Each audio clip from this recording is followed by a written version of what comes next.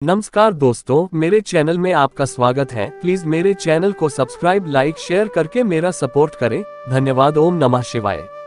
नंदी कैसे बने शिवजी के सवारी। पुराणों के अनुसार नंदी का जन्म शिलाद ऋषि के आशीर्वाद से हुआ था। शिलाद ऋषि ने भगवान शिव की घोर तपस्या की थी ताकि उन्हें एक पुत्र प्राप्त हो जो अमर और परम शिव भक्त हो। भगवान शिव ने उनकी तपस्या से प्रसन्न होकर नंदी के रूप में एक पुत्र प्रदान किया।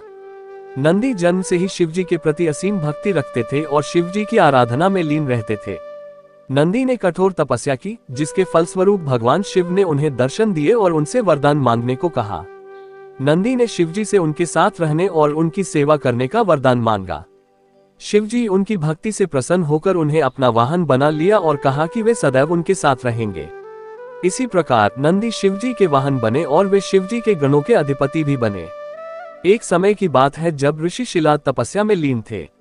उन्हें कोई संतान नहीं थी और वे संतान की प्राप्ति के लिए भगवान शिव की आराधना कर रहे थे।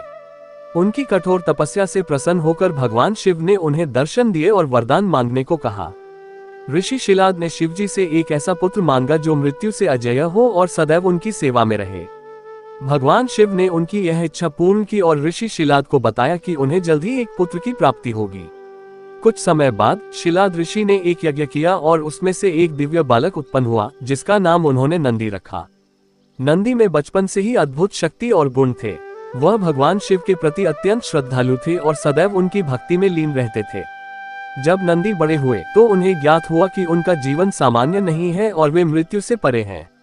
एक दिन नंदी ने अपने पिता से भगवान शिव के बारे में जानने की इच्छा जताई।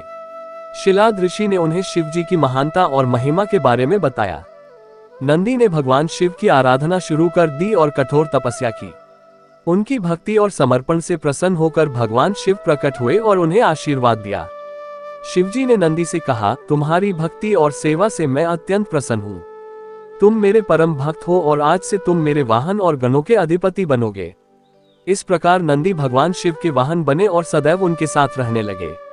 नंदी शिवजी के द्वारपाल भी माने जाते हैं और उनके आशीर्वाद से ही शिवजी के भक्त उनके दर्शन कर पाते हैं।